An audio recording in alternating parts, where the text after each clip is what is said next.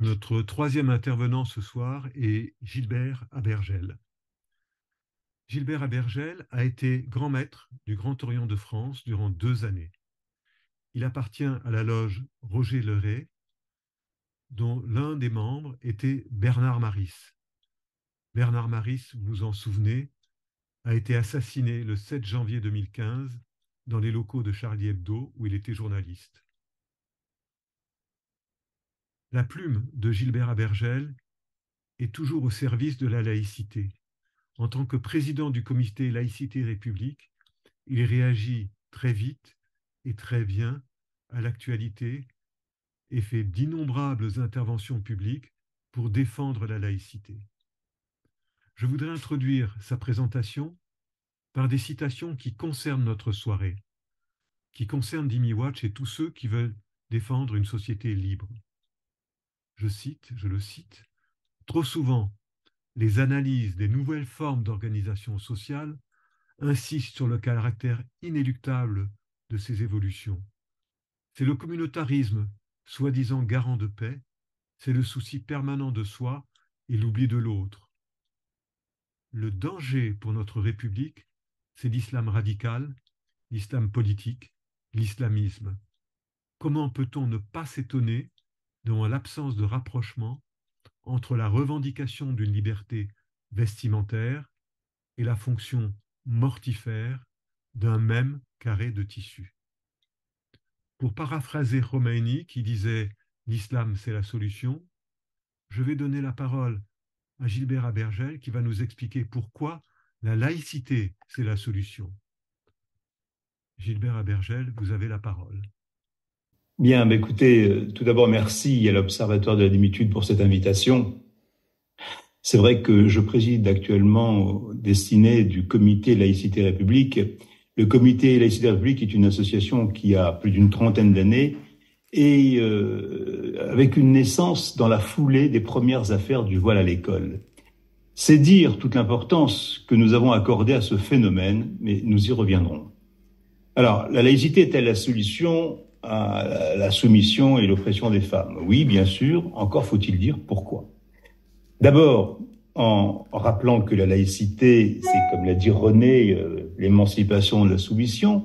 C'est aussi, comme l'écrivait notre amie Catherine Kingsler, le droit de ne pas croire, la non-obligation de croire à une religion plutôt qu'à une autre, ou de n'avoir aucune religion. C'est la laïcité, c'est la séparation du politique et du religieux. Mais ensuite, il faut rappeler, et je vais m'y employer, de rappeler que l'oppression des femmes a souvent eu pour origine, souvent, pas toujours, une injonction religieuse. Souvent. Parce que, effectivement, le patriarcat n'a pas eu besoin de ces injonctions religieuses pour manifester à la fois son hostilité et ses instincts meurtriers à l'égard des femmes. Et puis, je voudrais rappeler aussi que la laïcité n'est jamais acquise définitivement, qu'elle doit être constamment défendue et que donc, s'en remettre à la laïcité pour assurer l'égalité parfaite entre les hommes et les femmes, c'est prendre un sacré risque. Je veux donc requalifier votre question et essayer de démontrer que la laïcité et le féminisme sont les deux faces d'un même combat. Des combats qui sont identiques, pourquoi? Parce que laïcité et féminisme se heurtent à un même adversaire, l'obscurantisme qui s'est manifesté à travers les siècles passés et qui ressurgit aujourd'hui malgré les progrès qu'on pouvait espérer de la raison et de la science. Un obscurantisme qui s'est aujourd'hui trouvé de nouveaux alliés, et Sonia et René les ont cités, des alliés objectifs, consentants ou terrorisés, le plus souvent incultes d'ailleurs, de droite ou de gauche, d'extrême droite ou d'extrême gauche, qu'on appelle wokisme, cancel culture et autres. Un obscurantisme aussi qui naît de la prétention de certains, la formule est maintenant connue, à vouloir situer la foi au-dessus de la loi. Un obscurantisme qui prospère aujourd'hui sur l'écume de ces croyances et autres impostures philosophiques qu'on nous met à la mode. Un obscurantisme fruit de l'ignorance et du déni. De l'ignorance et du déni des combats qui ont été gagnés par chacune de ces causes. De l'ignorance aussi de notre détermination, non seulement à vouloir conserver ces acquis, mais aussi à en souhaiter l'extension à toute l'humanité, notre ancrage universaliste nous y oblige. Vous avez évoqué l'une et l'autre ce voile à Téhéran. J'avais qualifié dans un billet d'humeur d'écerveler ces jeunes femmes qui prétendaient que ici c'était une liberté, même si là-bas ça pouvait être une contrainte. Le féminisme et la laïcité ont donc cet adversaire commun, l'obstination de leurs ennemis à vouloir remettre constamment en question les progrès acquis par les causes contre lesquelles elles se mobilisent. Simone de Beauvoir nous avait mis en garde en appelant à la vigilance. Jamais les droits des femmes ne seraient définitivement acquis et chaque crise nous exposerait à un recul. Par ailleurs, l'obstination des églises à vouloir annuler les progrès de la liberté absolue de conscience s'illustre, par exemple, au travers des propos de l'abbé Guéraud, farouche opposant à la loi de séparation et contradicteur acharné d'Aristide Briand, qui avait déclaré lors des débats à l'Assemblée « Nous avons des siècles pour prendre notre revanche, l'histoire nous apprend qu'elle revient toujours ». Et je voudrais faire un petit pas de côté, là aussi l'expression est à la mode, pour évoquer le débat qui est en train de s'engager à la demande du président de la République sur les questions de fin de vie. Il y a quelques mois, le comité Laïcité République avait organisé un webinaire avec Olivier Falorni et Jean-Louis Touraine, deux députés qui se battent pour qu'une évolution de la loi Claes-Leonetti soit discutée, soit abordée, soit votée par le Parlement. À l'époque, on se disait, les églises ont déjà fourbi leurs armes, elles ont tout ressorti comme argument. Normalement, nous devrions aller vers cette liberté absolue de conscience et vers cette liberté de disposer de sa fin de vie. Force est de constater, si vous avez lu les pages du journal du dimanche, que tel n'est pas le cas et que l'Église catholique, en l'occurrence, et la frange la plus réactionnaire de cette Église, revient avec des insultes et avec des raisonnements plus que contestables. Quand les mythes, les croyances et les légendes, qui sont le réservoir de l'argumentation des ennemis de la laïcité et du féminisme, prennent le pas sur la vérité historique, alors la raison est menacée. Pourquoi la question laïque fait-elle un retour en force dans l'actualité de notre République? Faisons un petit retour en arrière. Depuis que l'échec de la réforme Savary sur la création d'un grand service public de l'éducation avait établi une sorte de consensus sur le traitement équitable entre la filière publique et la filière privée en matière d'éducation, la question de la laïcité en France semblait, réduite à la question scolaire bien sûr, semblait avoir été définitivement réglée. Semblait, parce que les attaques contre la laïcité n'ont pas cessé depuis la loi de séparation.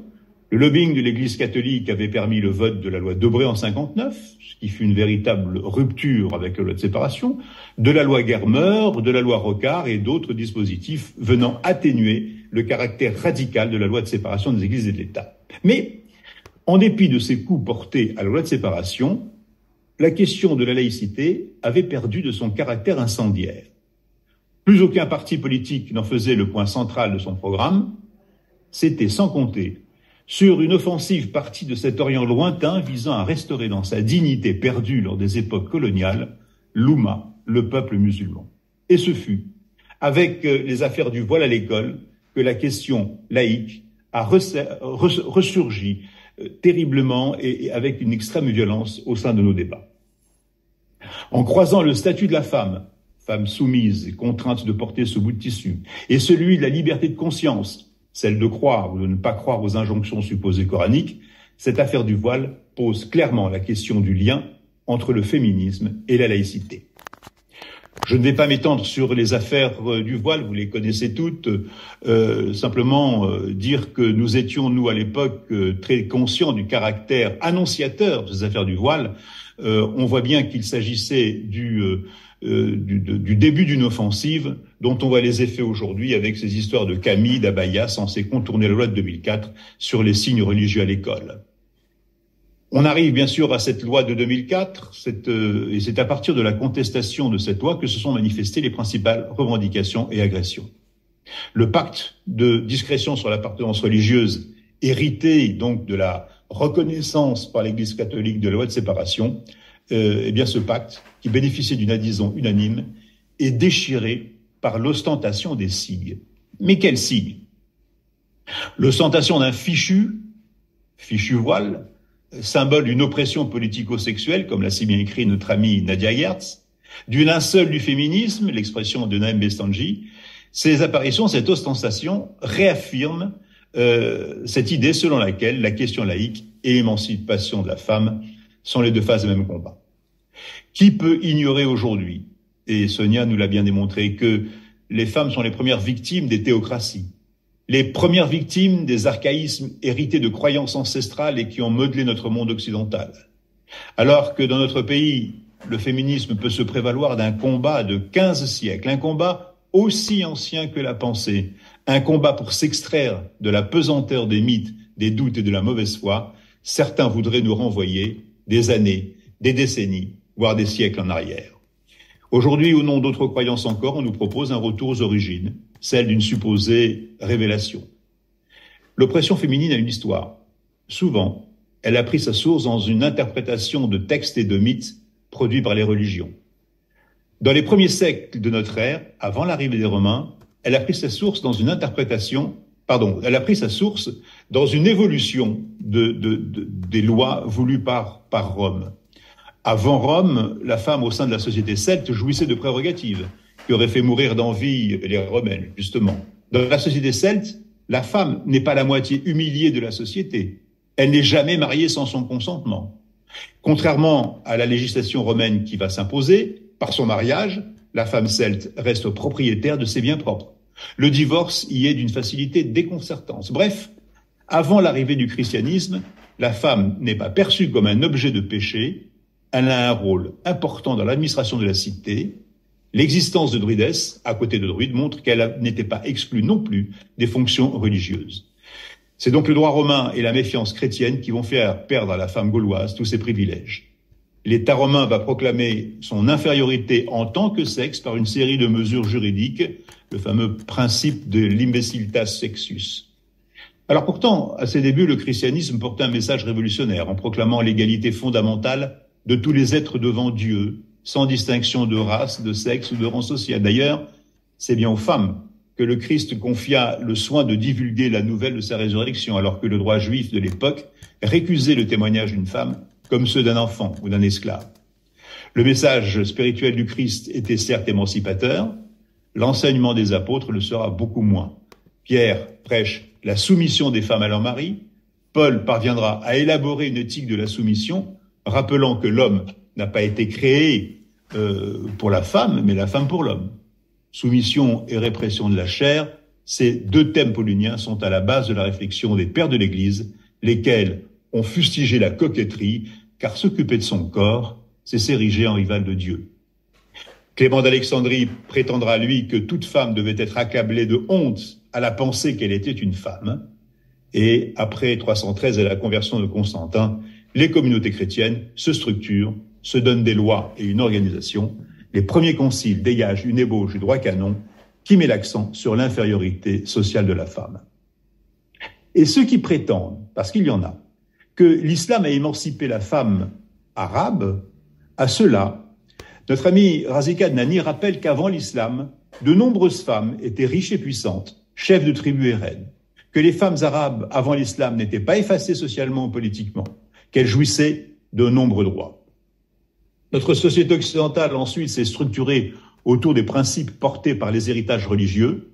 Les superstructures comme l'école, la famille, l'entreprise, les églises ont contribué à maintenir ce que Pierre Bourdieu a appelé la domination masculine, appelant en conclusion de la thèse qu'il écrivit dans les années 90 à son dépérissement. Alors, ce dépérissement souhaité par le sociologue s'est incarné dans les différentes victoires du féminisme. Je passe très rapidement sur la lecture marxiste du féminisme avec un très beau texte « Femmes et communisme » de Jean Schréville, ce qui n'empêchera pas de revenir dans les années qui suivirent à une conception qui fera du combat féministe un sous-produit de la lutte des classes. Rappelons aussi, Sonia en parlait tout à l'heure, en termes d'émancipation, ce passage à l'acte d'un personnage peu recommandable par ailleurs, Bourguiba, qui, au début des années 60, en plus de l'épisode que Sonia racontait, Bourguiba qui, au début des années 60, a fermé la grande université théologique de la Zitouna, qui est vieille de 1300 ans, avait dispersé ses enseignants vers l'enseignement secondaire, promu dans le même temps l'égalité du statut juridique et politique avec l'homme, aboli la répudiation et aboli aussi le port obligatoire du voile. Et en plein mois de Ramadan, devant les caméras de télévision, bu à la santé du peuple. Petit Ben Slama, un psychanalyste, auteur d'un remarquable ouvrage, La psychanalyse à l'épreuve de l'islam, rapporte que plus d'un imam suffoqua alors sur sa chair et nous invite à mesurer l'audace d'un tel geste. Un islam, dans son siècle, était alors possible, n'a vu que le retour du refoulé a été terrible. Et malgré ces progrès accomplis, il faudrait aujourd'hui renoncer à ces 15 siècles de conquêtes. Des conquêtes inachevées, de ces femmes qui se sont battues, qui pour certaines y ont laissé leur vie. Il faudrait, parce que des prêcheurs islamistes, promoteurs d'un islam monolithique, sans contradiction interne, haïssant l'Occident et proclamant le projet d'un retour à l'âge d'or de la fondation islamique, où le commandement était réuni entre les mains du prophète, fondateur, législateur, nous l'imposeraient. Il faudrait accepter que les femmes soient voilées parce que le corps féminin a, je cite, un pouvoir de charme et de fascination. Parce que l'imam Ali, gendre et successeur du prophète, aurait déclaré que les regards jetés sur les atours féminins sont des flèches de Satan. Parce que, selon un récit coranique, Mohammed reçut la révélation lors du dévoilement de son épouse, Khadija, qui, par son geste, aurait fait fuir l'ange venu la visiter. C'est pourtant ce que demandent ces prêcheurs salafistes qui prônent un retour aux origines à l'époque de la vie du prophète. D'autres croyances, sans doute plus discrètes, mais tout aussi nostalgiques, d'une époque mythique où leur Dieu avait fixé une fois pour toutes et pour l'éternité les règles de vie, n'attendent qu'une chose, pouvoir s'infiltrer dans les brèches ouvertes par les plus radicaux. Je citais tout à l'heure les catholiques intégristes qui veulent empêcher l'évolution de la loi Claes-Leonetti. Pensons aussi à ces sectes qui, aujourd'hui, sont parvenues aux États-Unis d'Amérique à revenir sur la loi sur l'avortement. Et ces brèches, elles s'ouvrent trop souvent. Par complaisance, par lâcheté, par naïveté, par conformisme, par intérêt, parce que la tendance serait à la promotion de la liberté de chacun, à l'exaltation de sa différence, à l'esthétisation de sa propre vie, à la négation de l'intérêt général et des valeurs républicaines. Je voudrais m'arrêter un instant sur cette lâcheté et cette complaisance. Le comité Laïcité République organise chaque année ce qu'on appelle les journées laïques de Ferney-Voltaire. Et dans le cadre de ces journées laïques, nous tenons à rencontrer des adolescents. Nous le faisons au lycée international Ferney-Voltaire. Nous rencontrons des jeunes gens, des jeunes filles, et nous essayons de parler avec eux. La dernière fois, c'était sur la question du blasphème. La fois précédente, c'était la confusion, la distinction entre croyance et connaissance. Et nous éprouvons vis-à-vis de ces jeunes une difficulté absolument qu'on trouve aujourd'hui insurmontable lorsqu'ils font prévaloir leur liberté, leur identité, le respect de leur identité, lorsqu'ils ne comprennent pas notre discours sur le caractère aliénant du voile.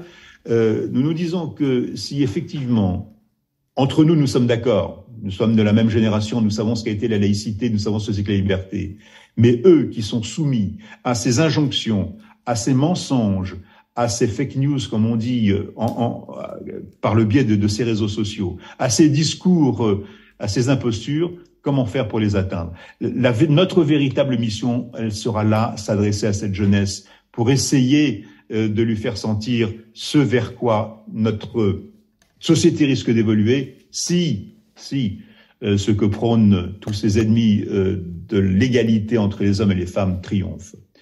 Aujourd'hui, les femmes iraniennes brûlent leur voile, le jettent à terre, bravant la police des mœurs, donnant leur vie pour être libérées de cette aliénation symbolisée par le voile. Rappelons aussi le million de signatures restées sans effet pour l'égalité des droits en Iran. Et rappelons aussi que dans de nombreux pays, la laïcité ce serait une solution. Alors, cher Alexandre, vous m'avez demandé si la laïcité est la solution à ces problèmes, à condition qu'elle triomphe. Contrairement à une opinion largement répandue, la laïcité n'est pas qu'une affaire française. L'Occident et la France en particulier ont connu des sécularisations et des laïcisations profondes. Partout en Occident, cette sécularisation a progressé. À la suite des Lumières en Europe, on a poursuivi cette différenciation du politique et du religieux. Parfois, ce fut dans un contexte d'affrontement avec une Église catholique toute puissante et qui n'était pas prête à céder ses pouvoirs.